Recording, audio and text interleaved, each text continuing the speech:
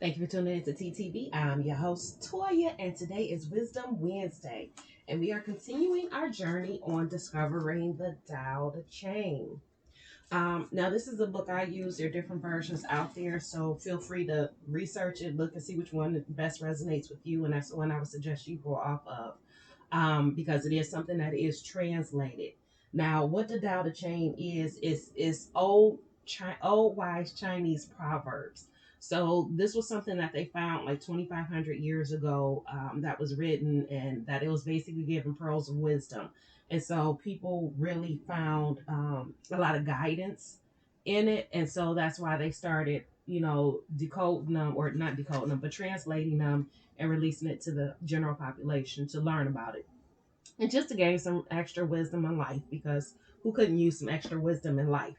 And so we are on verse 15 of this Tao Te Ching. There are a total of 81. Is it 81 or 82? I think it's 81 verses.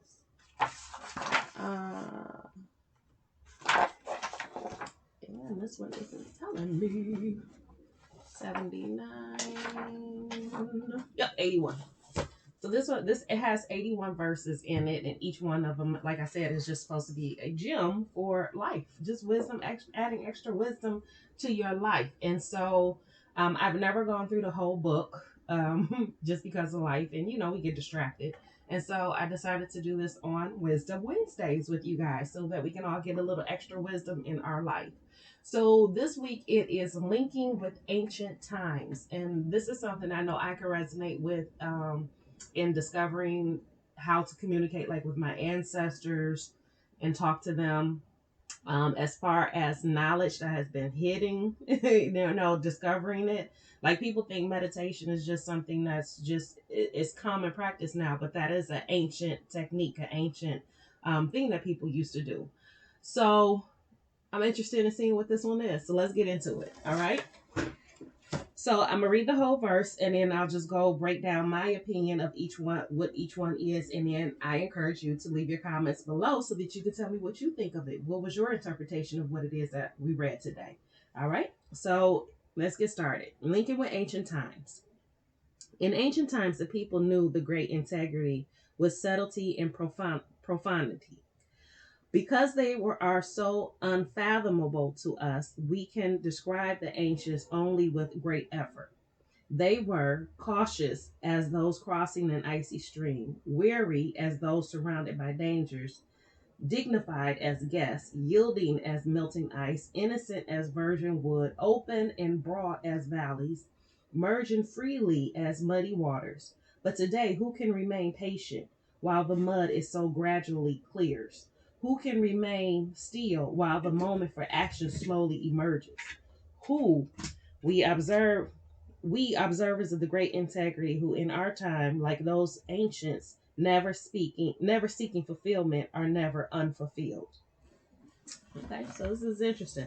So let's just start at the beginning with the very first one. In ancient times, the people knew the great integrity was subtlety and profanity. Well, that to me is just self-explanatory. Back in the day, like whether you go all the way back to like Sumer and Mesopotamia, Egypt, or back to the Greeks, or um, the Native Americans, or even the Indians, like they all had a reverence for the ancient times. Like they knew who the great integrity is.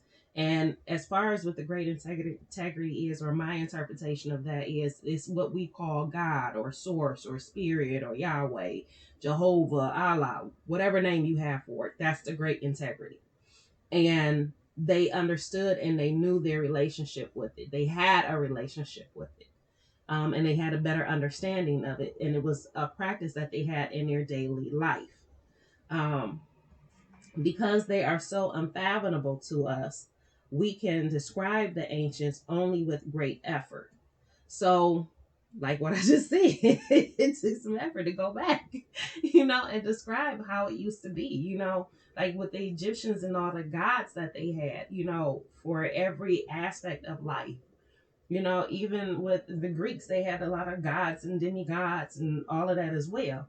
And it's just something that, we think of as so separate from us. from ourselves. It's not a part of who we are. It seems so separate and distant. So it is hard for us to fathom those time periods and that kind of faith. And we look at, especially now with science being big as it is, it's such a separation and so much distance between what someone believes and the facts that prove it, and then the things that science can't prove. So yeah, they were cautious as those crossing an icy stream, weary as those surrounded by dangers, dignified as guests, yielding as melting ice, innocent as virgin wood, open and broad as valleys, emerging freely as muddied water. And that is the impression that we have, depending on what ancestors you're talking about or what ancient time you're talking about. That's how we see it. We see it like they had to be so cautious and so safe, because if they didn't, they could die from a scratch off of a branch, or they had to worry about the dangers because everything was a danger. They didn't have the technologies that we have today, so they could be attacked by bears or cats or whatever. Um, Dignified as guests, but we still have this reverence that we have for them. We still praise them. We still want to know what it was to be like them, to be in that time frame. Yielding as melting ice. Like they were just bound by their environment, by the situation. Like they had to conform. Like they didn't have a choice. Innocent as virgin wood. They didn't know all the things that we did.